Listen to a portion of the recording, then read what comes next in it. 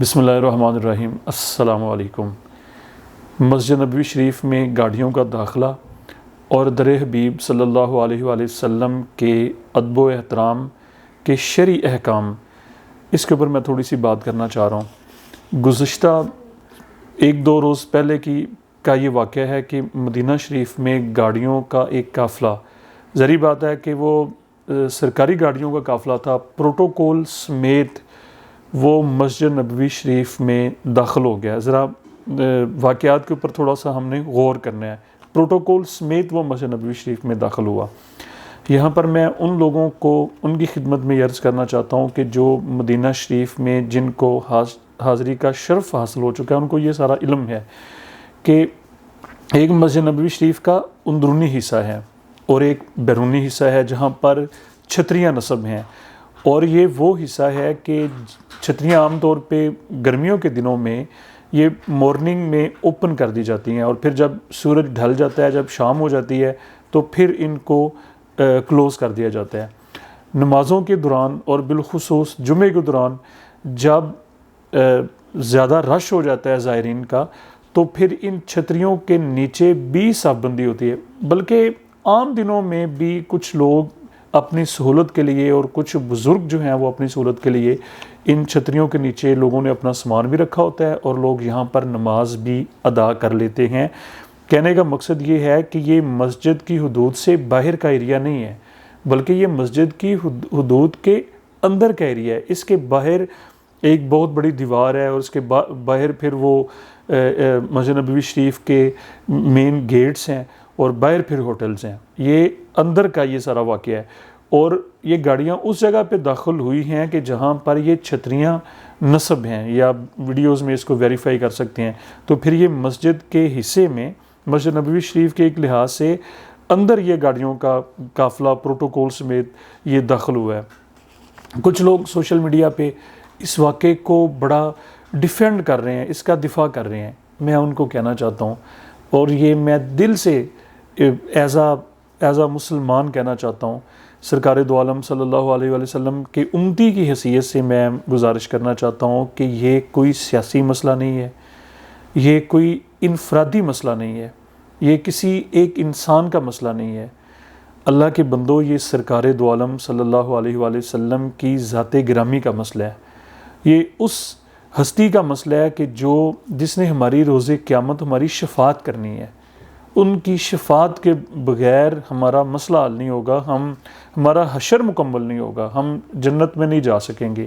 یہ اس ذات گرامی کا مسئلہ ہے۔ اس کو خدا کا واسطہ ہے کہ اس واقعے کو سپورٹ نہ کریں، اس کو ڈیفینڈ نہ مت ایسی تصویریں کہ جی یہ فلاں دور میں یہاں پر سواریاں، کیا مسجد کے اندر کوئی ثابت کر سکتا ہے کہ اس طرح سے سواریاں آئی ہوں؟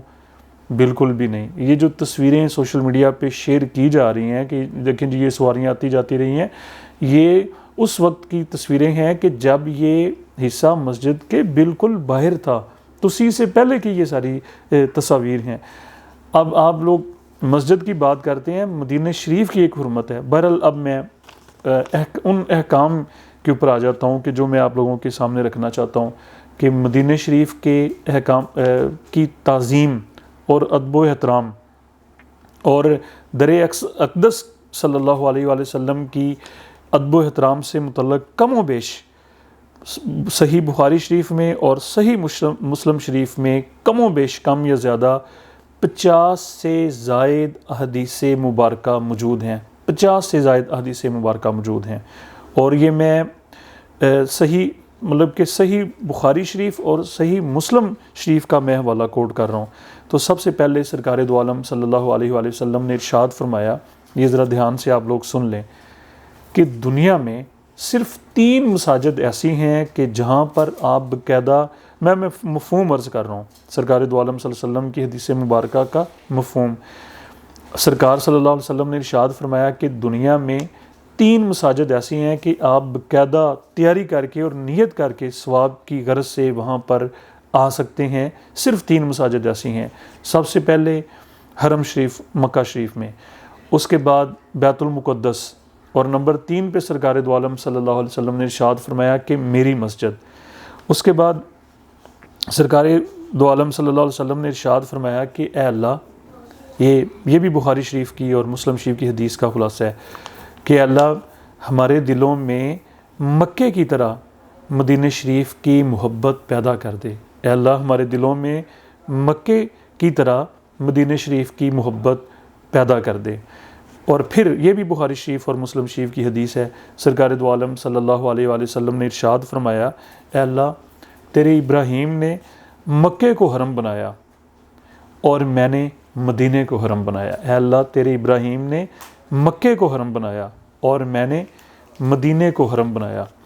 اور پھر یہ بھی بخاری اور مسلم شریف کی حدیث مبارکہ کا یہ خلاصہ ہے کہ سرکار دو عالم صلی اللہ علیہ وآلہ وسلم نے ارشاد فرمایا کہ میرے گھر سے میرے ممبر تک کا جو حصہ ہے وہ جنت کے ٹکڑوں میں سے، جنت کے حصوں میں سے ایک حصہ ہے، جنت کے ٹکڑوں میں سے ایک ٹکڑا ہے میرے گھر سے میرے ممبر تک کا جو حصہ ہے. اللہ تعالیٰ اس کو ریاض الجنہ کہا جاتا ہے اور سب کو سعادت نصیب کرے کہ وہاں پر ہم جائیں اور نوافل ادا کریں. تو حضرت عمر، یہ بھی بخاری اور مسلم شریف کا حوالہ، حضرت سیدنا عمر فاروق رضی اللہ تعالیٰ عنہ باقاعدہ دعا مانگا کرتے تھے کہ اللہ تعالیٰ مجھے مدینہ شریف میں موت نصیب کرے. اور پھر ان کی دعا اللہ تعالیٰ نے قبول کی. مسجد نبوی شریف میں ہی وہ زخمی ہوئے اور وہاں پر ہی سرکار دو عالم صلی اللہ علیہ وآلہ وسلم کے پہلو میں وہ سو رہے ہیں. اور یہ بھی آگے یہ جو حدیث میں خلاصہ بیان کرنے لگا ہوں یہ بھی بخاری شریف اور مسلم شریف کا حوالہ ہے کہ سرکار دو عالم صلی اللہ علیہ وآلہ وسلم نے ارشاد فرمایا کہ جس کو مدینے میں موت نصیب ہوئی اس کی میں شفاعت کروں گا. یہ سرکار دو عالم صلی اللہ علیہ وسلم نے سعادت دی ہے، یعنی کہ جس کو مدینے میں موت آئی، جو مدینے میں مر گیا، تو اس کی میں شفاعت کروں گا. اور ایک اور واقعہ، حضرت سیدنا عمر فاروق رضی اللہ تعالیٰ عنہ ایک دفعہ مسجد نبوی میں موجود تھے. یہ ذرا سنتے جائیں ان واقعات کو. تو دو بندے آپس میں تھوڑی بلند آواز میں بات چیت کر رہے تھے. عمر فاروق نے آدمی بھیجا کہ ان کو بلا کے لاؤ. پوچھا کہ آپ کہاں کے رہنے والے ہیں؟ تو انہوں نے کہا کہ ہم طائف یا باہر کے کسی شہر کے رہنے والے تھے. تو حضرت سیدنا عمر فاروق رضی اللہ تعالیٰ عنہ نے ارشاد فرمایا کہ اگر تم مدینے کے ہوتے اور تمہیں پتہ ہوتا کہ مسجد نبوی شریف کی ادب اور احترام کیا ہے، یہ مسجد نبوی شریف کی حدود کی بات ہو رہی ہے، یہ روضہ رسول قبر اطہر کے سامنے کی بات نہیں ہو رہی. یہ جس طرح سے میں بتا رہا ہوں کہ مدینہ شریف کا احترام واجب ہے ہمارے اوپر، تو میں تمہیں کوڑے لگواتا. یہ سیدنا فاروق اعظم رضی اللہ تعالیٰ عنہ نے ارشاد فرمایا. اور سورۃ الحجرات آپ ذرا اس کو پڑھیں. میں آپ کو دعوت دیتا ہوں کہ آپ نیٹ پہ اس کا ترجمہ اور اس کی تفسیر تھوڑی سی پڑھیں. اللہ تعالیٰ نے اس میں ارشاد فرمایا، قرآن شریف کی آیت مبارکہ، یا ایھا الذین آمنوا لا ترفعوا اصواتکم. اور یہ آیت مبارکہ روضہ رسول صلی اللہ علیہ وآلہ وسلم کے اوپر لکھی ہوئی ہے، جہاں پر جالیاں شریف جو ہیں، جالیوں شریف کے سامنے جہاں پر ہم باب السلام سے جاتے ہیں سلام عرض کرنے کے لیے، تو جالیوں کے بالکل اوپر یہ آیت مبارکہ یا ایھا الذین آمنوا لا ترفعوا اصواتکم، یہ سورہ حجرات کی آیت مبارکہ ہے، کہ جس کا مفہوم یہ ہے کہ اپنی آوازیں نبی صلی اللہ علیہ وسلم کی آواز سے بلند نہ کرو. اگر آپ کی آواز اوپر ہوگی، سرکار دو عالم کی آواز سے بلند ہوگی، تو تمہارے جو اعمال ہیں تمہیں پتہ بھی نہیں چلے گا، وہ ڈیلیٹ کر دیے جائیں گے، وہ ختم کر دیے جائیں گے، وہ غرق کر دیے جائیں گے. اور مفسرین کرام کہتے ہیں کہ یہ آیت مبارکہ اصل میں ایک دفعہ حضرت سیدنا فاروق اعظم اور سیدنا ابو بکر صدیق رضی اللہ تعالیٰ عنہ نبی صلی اللہ علیہ وسلم کی موجودگی میں آپس میں، سرکار سے نہیں، آپس میں کوئی بات کر رہے تھے، ان کی آپس میں تکرار ہو گئی کسی وجہ سے.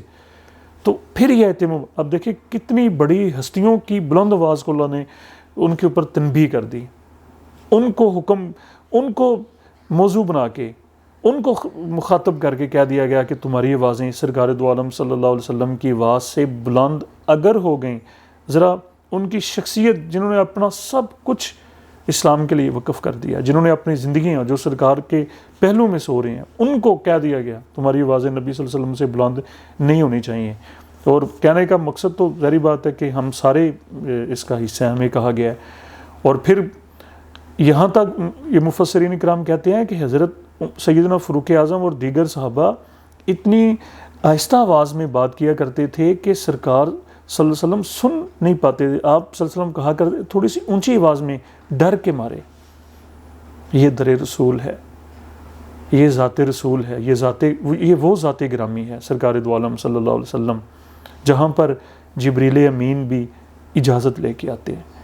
تو سرکار نے صلی اللہ علیہ وسلم نے عمر فاروق تھوڑی سی اونچی آواز سے بات کریں. پھر آیت مبارکہ نازل ہوئی کہ جنہوں نے اپنی آوازوں کو پست کر لیا اللہ تعالیٰ نے ان کو نیکوں میں شامل, جسے ہم مفہوم میں عرض کر لوں کہ ان کو معاف کر دیا, نیکوکاروں میں شامل کر دیا. تو کہنے کا مقصد یہ ہے کہ اور پھر قبر اطہر کے سامنے اللہ تعالیٰ سب کو حاضری نصیب کرے. جب ہم جاتے ہیں تو وہاں پر تو درود و سلام بھی جو ہم نے عرض کرنا ہوتا ہے وہ بھی آہستہ آواز میں, مفسرین اکرام کہتے ہیں آہستہ آواز میں, کہ وہاں پر بلند آواز میں عبادت بھی ہماری وہ الٹ ہو جائے گی. یہ احترام ہے در رسول صلی اللہ علیہ وسلم کا. تو میں آخر میں یہ کہنا چاہتا ہوں کہ یہ کوئی ذاتی, کوئی انفرادی, کوئی سیاسی مسئلہ نہیں ہے. یہ سرکار دو عالم صلی اللہ علیہ وآلہ وسلم کی ذات گرامی سے جڑا ہوا ایک مسئلہ ہے. تو اس کو اس لحاظ سے لیں, بلکہ یہ آواز سعودی انتظامیہ تک پہنچنی چاہیے, گورنمنٹ تک پہنچنی چاہیے کہ یہ کوئی عام حرم نہیں ہے, یہ حرم نبوی صلی اللہ علیہ وآلہ وسلم ہے, جس کے ساتھ کوئی 1.5-2 ارب لوگوں کے جذبات, لوگوں کے دل دھڑکتے ہیں مدینہ شریف کے ساتھ. تو یہاں پر کوئی ایسا واقعہ, کیونکہ آپ انتظامیہ کے لوگ ہیں, کوئی ایسا واقعہ نہیں ہونا چاہیے جو کروڑوں اربوں عاشقان رسول صلی اللہ علیہ وآلہ وسلم کی دل آزاری کا باعث بنے. اللہ تعالیٰ نے آپ لوگوں کو یہ شرف عطا کیا ہے کہ آپ سے وہ خدمت لے رہا ہے اپنے گھر کی اور اپنے رسول صلی اللہ علیہ وآلہ وسلم کے گھر کی. آپ کو چاہیے کہ وہ عثمانیہ دور کی یادیں تازہ کریں کہ جب انہوں کو ایک پتھر یا ایک ٹائل کو بھی سیٹ ایڈجسٹ کرنا ہوتا تھا 10-12 کلومیٹر وہ باہر انہوں نے کارخانے لگائے تھے. آپ کس ڈگر پہ چل رہے ہیں؟ اور فوری طور پہ سب کو اللہ سے معافی مانگنی چاہیے, ہم کو بھی معافی بات کرنی چاہیے اللہ اور اس کے رسول سے, نمبر بنانے کے لیے نہیں, پوائنٹ سکورنگ کے لیے نہیں, اخلاص کے ساتھ. یہ ذات رسول صلی اللہ علیہ وآلہ وسلم کا معاملہ ہے. سب کو اللہ اور اس کے رسول سے ڈرنا چاہیے, اور خاص طور پہ انتظامیہ کو اللہ سے رجوع معافی مانگنی چاہیے, ورنہ پھر ذلت اور رسوائی ہمارا باعث. اور ہم تو پہلے ہی امت مسلمہ دیکھیں ہم ڈوبے ہوئے ہیں. تو اجتماعی طور پہ ہمیں اللہ اور اس کے رسول صلی اللہ علیہ وسلم سے معافی طلب کرنی چاہیے. اور پہلا زینہ ہے, ادب پہلا کرینہ ہے محبت کے کرینوں میں, ادب پہلا زینہ ہے محبت کے کرینوں میں. معذرت چاہتا ہوں, تو مجھے اپنی دعاؤں میں یاد رکھیں. بہت شکریہ.